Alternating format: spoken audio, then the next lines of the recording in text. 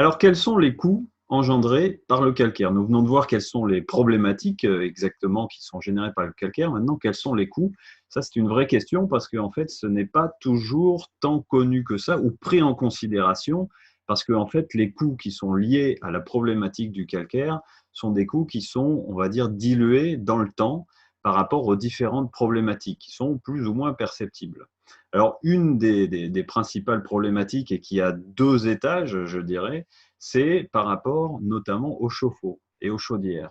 Et en fait, eh bien, comme le calcaire est un très bon isolant, en fait, à partir du moment où il va y avoir une concrétion qui s'installe au niveau de la résistance et donc des épaisseurs de calcaire qui se forment comme des gangs autour des résistances et qui s'accumulent au fur et à mesure. Si vous avez déjà vu le démontage d'un chauffe-eau pour entretien ou alors lorsqu'il ne fonctionne plus puisque la résistance a cassé, en fait, quand on l'ouvre souvent par en dessous, on s'aperçoit qu'on a un tas de calcaire qui parfois peut remplir même le fond du ballon. C'est assez important.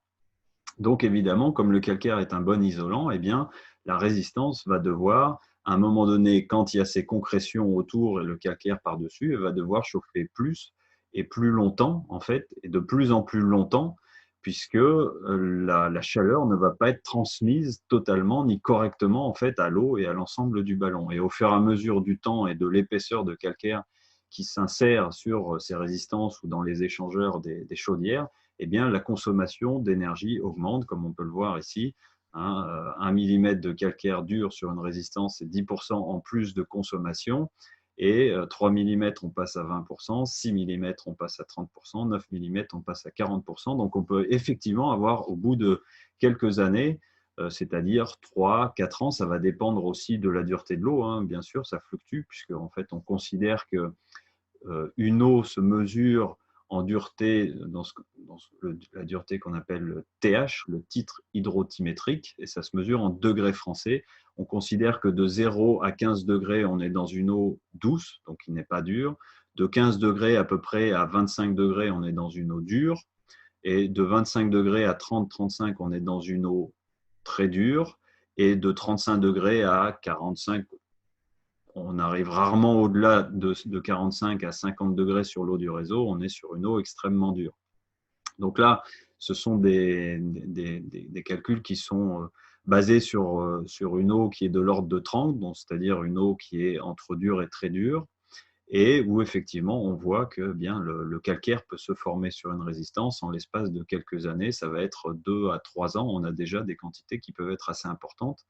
Et donc, au-delà du fait que ça augmente la consommation qui peut du coup varier de 60 à 100 euros de plus à l'année juste pour, par exemple, l'électricité pour chauffer la résistance, c'est aussi ce que ça génère au niveau global, puisque à partir du moment où on n'a pas de traitement spécifique pour le calcaire, cette problématique va se retrouver présente. Et ça, c'est le cas chez beaucoup de personnes, beaucoup de foyers en France, et on voit que la surconsommation de l'énergie liée au calcaire occasionne le fonctionnement de 2 réacteurs nucléaires. Donc, c'est quand même pas rien. Ça veut dire que ne serait-ce que par ce point-là, déjà, alors d'une part, bon, on endommage du matériel, d'autre part, on pourrait faire des économies d'énergie, donc des économies d'argent. Et puis également, c'est par rapport à ce que ça demande aussi au niveau de l'environnement de produire cette énergie-là.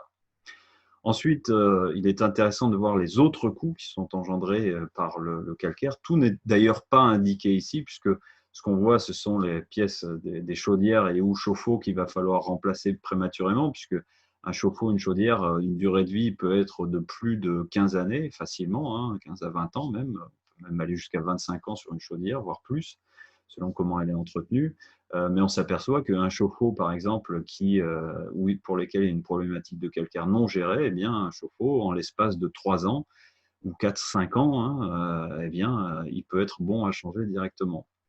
Encore une fois, tout ça dépendant aussi de la dureté de l'eau au niveau local. Donc, les chauffe-eau chaudières, c'est une chose.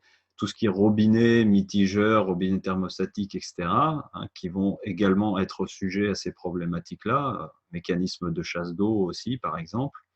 On Ici, on ne prend pas en considération les appareils électroménagers type lave-vaisselle, lave-linge, puisque souvent, et c'est ce qu'on constate dans le point d'après, c'est qu'il y a une augmentation en fait de la consommation des produits de détergence pour éviter la problématique du calcaire au niveau des appareils électroménagers type machine à laver, lave-vaisselle.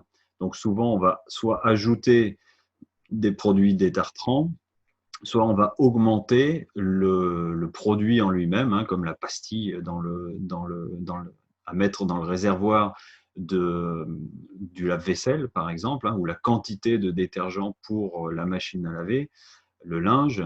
Eh bien, c'est à travers cette augmentation de ces détergents qui contiennent des agents anti-tartre qu'il va y avoir une action de détartrage sur les résistances. Donc, souvent, les appareils électroménagers type lave-vaisselle ou lave-linge, par le fait de cette surconsommation utilisée de produits détergents, eh bien, on a moins ces problèmes qu'on peut rencontrer dans un chauffe-eau, par exemple, dans lequel, là, pour le coup, on ne va pas pouvoir utiliser de produits détergents. Donc, derrière, effectivement, il y a aussi la surconsommation de détergents qu'on estime entre 30 et 50% supérieurs au fait d'avoir une eau douce, hein.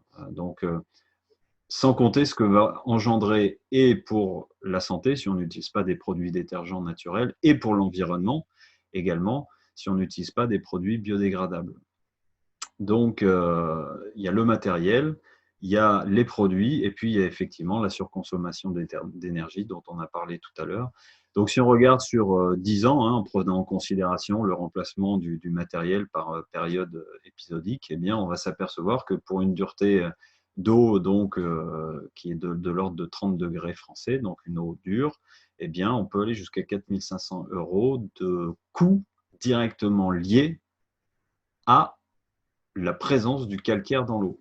Donc environ 450 € par an, ce qui n'est quand même pas rien. Voilà, sans parler des impacts que ça a aussi sur l'environnement, qui ici ne sont pas pris en considération, mais qui pour le coup devraient l'être également, puisque au-delà des détergents, etc., c'est le matériel, quand on le remplace, il faut aussi le produire, et qui dit produire dit consommer, etc. etc. Donc, au-delà du fait que la problématique de calcaire engendre des coûts financiers, eh bien, il faut aussi voir qu'elle engendre des coûts pour l'environnement et que pallier à cette problématique de calcaire, eh bien, c'est également aussi quelque part avoir des gestes en faveur de l'environnement également.